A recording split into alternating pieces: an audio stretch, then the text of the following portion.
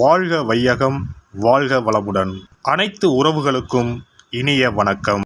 அனைவருக்கும் இனிய தமிழ் புத்தாண்டு நல்வாழ்த்துக்கள். ஒவ்வொரு ஆண்டும் புத்தாண்டு பிறக்கும் சமயத்தில் எல்லோருமே எதிர்பார்ப்பது இந்த ஆண்டிலாவது நல்லவை நடக்குமா என்பதையெல்லாம் தெரிந்து கொள்ளத்தான். அதற்கு முக்கியமான காரணம் கடந்த ஆண்டில் சந்தித்த பிரச்சனைகள் தீரணும், புத்தாண்டில் புது வசந்த வாழ்க்கை பிறக்கணும் என்ற எண்ணம்தான். ஒவ்வொரு வருடமும் பிறக்கும் சமயத்தில் உள்ள கிரக நிலைகள், அந்த வருடத்தில் ஏற்படக்கூடிய கிரக மாற்றங்கள், இதையெல்லாம் கணக்கிட்டு ஒவ்வொரு ராசிக்கும் என்ன மாதிரியான பலாபலன்கள் ஏற்படும் என்பதை கணிக்க முடியும்.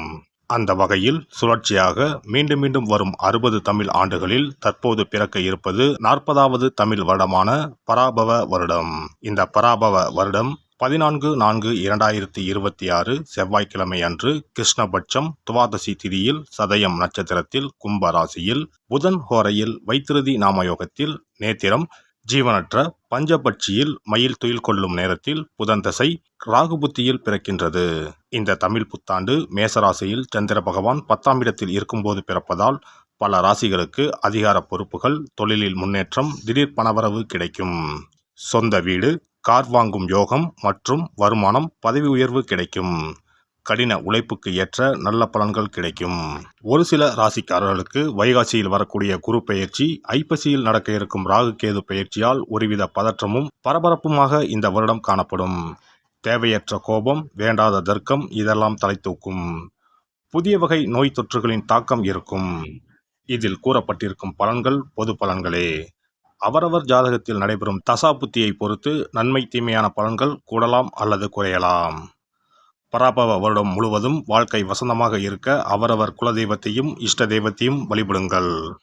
அவரவருக்கு உரிய பரிகாரங்களை செய்வதன் மூலம் வாழ்க்கை பசுமையாக இருக்கும். பிறக்கப் போகும் இந்த தமிழ் புத்தாண்டில் உங்கள் வாழ்வில் வளமும் நலமும் செல்வ செழிப்பும் பெற்று வாழ்வின் உயரிய நிலையை அடைய எல்லாம் வல்ல எம்பெருமானை வேண்டி விரும்பி கேட்டுக்கொள்கிறேன்.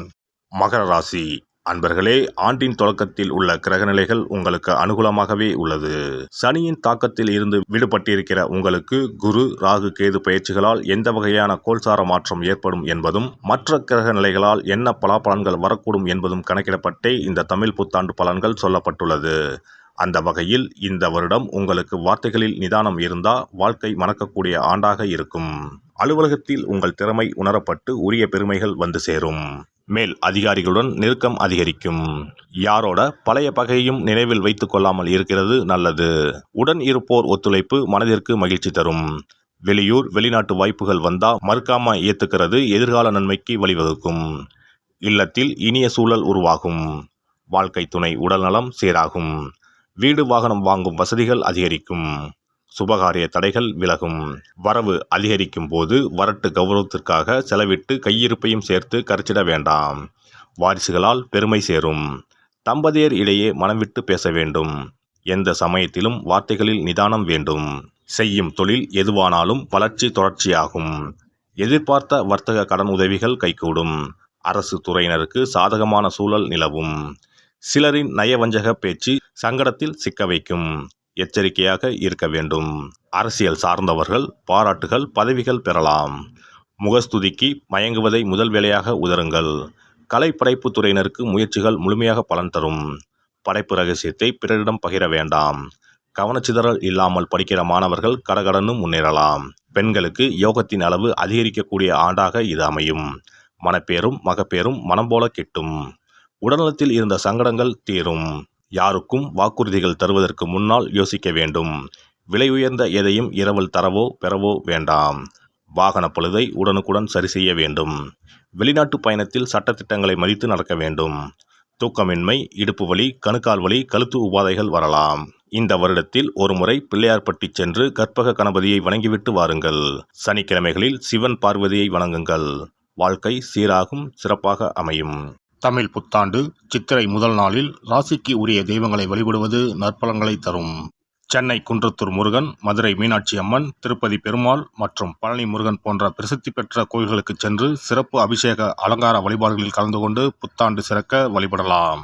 ராசி வாரியாக வழிபட வேண்டிய தெய்வங்கள்: மேசராசி முருகன் விநாயகர், ரிஷபராசி லட்சுமி பெருமாள், மிதுன ராசி மீனாட்சி அம்மன் பெருமாள், கடகராசி அம்பாள் சிவன், சிம்ம ராசி சூரியனார் சிவபெருமான், கன்னி ராசி மகாலட்சுமி பெருமாள்.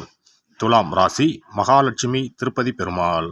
விருச்சிக ராசி பழனி முருகன். தனுசு ராசி தட்சிணாமூர்த்தி. மகர ராசி சனி பகவான் ஐயப்பன். கும்பராசி சனி பகவான் சிவபெருமான். மீனராசி குரு பகவான் பெருமாள். சிறப்பு வழிபாடு தலங்கள் மதுரை மீனாட்சி அம்மன் திருக்கோவில், பழனி தண்டாயுதபாணி திருக்கோவில், திருவண்ணாமலை அண்ணாமலையார் திருக்கோவில், ஸ்ரீரங்கம் ரங்கநாதர் திருக்கோவில். உங்கள் ராசிக்குரிய தலங்களில் சித்திரை முதல் நாளில் நடைபெறும் சிறப்பு அபிஷேகங்கள், அலங்காரங்கள் மற்றும் பஞ்சாங்கம் வாசித்தல் நிகழ்ச்சிகளில் கலந்து கொள்வது சிறந்தது. சிறப்பு தொகுப்பு. கடன் பிரச்சனைகள் தீர, வராத பணம் கைக்கு வந்து சேர கோதுமை மாவு உருண்டை வன்னிக்குச்சி பரிகாரம். கோதுமை மாவு கொஞ்சம் எடுத்துக்கொள்ளுங்கள். அதில் நீர் சேர்த்து சப்பாத்தி இடுவதற்கு முன் உருட்டுவதைப் போல் உருண்டையாக உருட்டி கொள்ளுங்கள். 7 அல்லது 14 உருண்டைகளாக செய்து கொள்வது நல்லது. வன்னி மரக்குச்சி அல்லது மாதுளை மரக்குச்சி ஒன்றை எடுத்துக்கொள்ளுங்கள். பொதுவாகவே வன்னி மரம் சக்தி வாய்ந்தது. வன்னி மரத்தை வலம் வந்தால் கிரக தோஷங்கள் நீரும், குழந்தை பாக்கியம் கிட்டும். சனி பகவானின் பார்வையால் தவிப்பவர்களுக்கு வன்னி மரம் பரிகாரமாக சொல்லப்படும். அதிலும் வன்னி மரத்தின் அடியில் விநாயகர் இருந்தால் கூடுதல் மகிமை. வன்னி மரத்தை தரிசித்தாலும் வலம் வந்தாலும் நற்பலன்கள் கூடும். மாதுளை மரமும் அப்படிப்பட்ட சக்தி வாய்ந்த மரம்தான். மாதுளை முத்துக்களால் முருகப்பெருமானுக்கு அபிஷேகம் செய்தால் கடன் சுமை குறையும் என்பார்கள். எனவே இவ்விரு குச்சிகளில் ஏதேனும் ஒன்றை எடுத்துக்கொள்ளுங்கள். குங்குமத்தில் கொஞ்சம் நீர் விட்டு கரைத்து கொள்ளுங்கள். பிறகு முன் சொன்ன 2 குச்சிகளில் ஏதேனும் ஒரு குச்சியால் குங்கும கரைசலை தொட்டு அந்த கோதுமை உருண்டையில் ஸ்டீம் என்று எழுதுங்கள். பிறகு அந்த உருண்டைகளை எடுத்துச் சென்று அருகில் இருக்கும் குளம் அல்லது ஆற்றில் வாழும் மீன்களுக்கு உணவாக கொடுங்கள். இவ்வாறாக அடிக்கடி செய்து வந்தால் உங்கள் கடன் பிரச்சனைகள் படிப்படியாக குறைய ஆரம்பிக்கும். வருமானமும் பெருகும். ஏதோ ஒரு வழியில் குடும்பத்தில் இருக்கும் தடங்கல்கள் விலக ஆரம்பிக்கும். தன பிராப்தம் அதிகரிக்கும். நல்லவை வரிசை கட்டும். கோதுமை மாவு சூரியனுக்கு உகந்தது. கோதுமை மாவை உருண்டையாக உருட்டி அதில் குங்குமத்தால் ஸ்டீம் என்று எழுதி அதை தண்ணீரில் விடும் பொழுது சூரியனின் அருள் சேர்ந்து பணப்பிரச்சனைகள் தீரும். பொதுவாக 6ஆம் இடத்தில் குரு, சுக்கிரன், புதன், வளர்பிறை சந்திரன் போன்ற சுபகிரகம் உள்ளவர்கள் யாருக்கும் கடன் தரக்கூடாது. காரணம், கடன் கொடுத்தால் அது திரும்பி வராது. அதையும் கொஞ்சம் நினைவில் வைத்துக் கொள்வது நல்லது.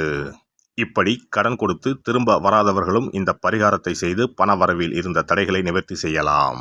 எல்லாம் வல்ல இறையருளால் நீங்களும் உங்கள் அன்பு குடும்பமும் உடல் நலம், நீலாயுள், நிறை செல்வம், உயர் புகழ், மெய்ஞானம் ஓங்கி வாழ்க வளமுடன். இந்த வீடியோ பதிவு உங்களுக்கு பிடித்திருந்தால் லைக் பண்ணுங்க, கமெண்ட் பண்ணுங்க, ஷேர் பண்ணுங்க. மறக்காம சப்ஸ்கிரைப் பண்ணுங்க. பக்கத்துல இருக்கிற பெல் பட்டனை கிளிக் பண்ணுங்க. நன்றி, வணக்கம். ஓம் நமச்சிவாய. சிவாய நம.